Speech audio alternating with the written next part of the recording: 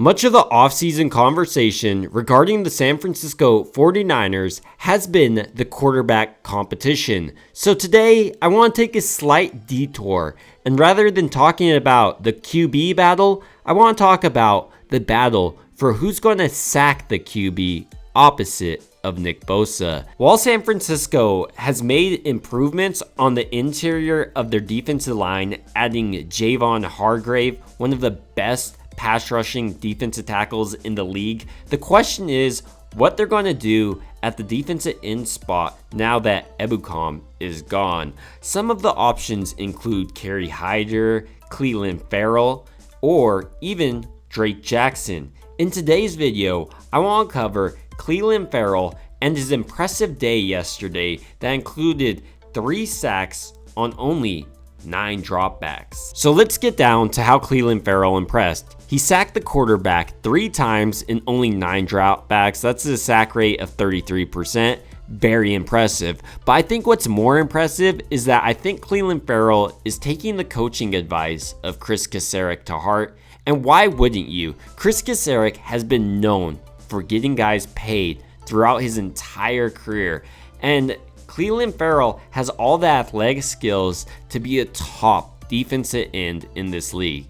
In this video, I hope to cover Clelin Ferrell's career that resulted in him ending up with the Niners competing for that starting job opposite of Nick Bosa. Clelin Ferrell went to Benedict College Preparatory to start his football career.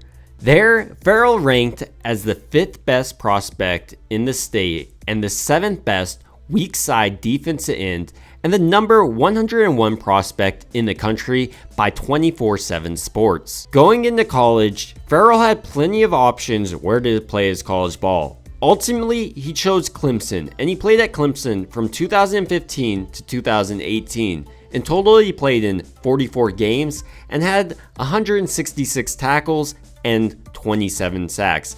He also had 5 passes deflected, 1 fumble recovery, and 1 touchdown. So with his college career finished, Clelin Ferrell was set to enter the NFL draft. And these are his measurables. He was 6'4" and weighed 264 pounds. And he didn't do much of the combine actual performance, but this was his overview from NFL.com. Highly productive 4'3" defensive end with prototypical size, length, and strength to offer early help against both the run and pass.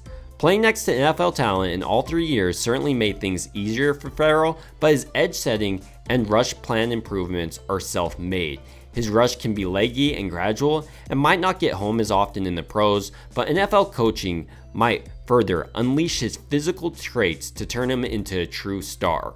Ferrell is a complete defender and steady talent who could start early for a 4-3 stop unit, and his NFL comparison was Derek Morgan, and his draft projection was round 1. And the Raiders did select Ferrell in round 1 with the 4th overall pick. Clelin Ferrell, at his time with the Raiders, played from 2019 to 2022, and he never lived up to his first round billing. His best year was probably his rookie year where he had 4.5 sacks, but he never eclipsed 4 sacks after that. 2020 he had 2 sacks, 2021 he had 1.5 sacks, and in 2022 he had 2 sacks. But here's where Chris Kasarik comes in. Chris Kasarik has been known for getting the most out of his defensive ends for years. Examples include Kerry Hyder, who came to the Niners and then got paid by the Seattle Seahawks, and I don't see why Ferrell can't be any different. And he's making a name for himself already in minicamp, as I mentioned, having those 3 sacks. So he may be taking to Kasarik's coaching extremely well. I think he might be a good competition for Drake Jackson and Hyder for that outside edge role.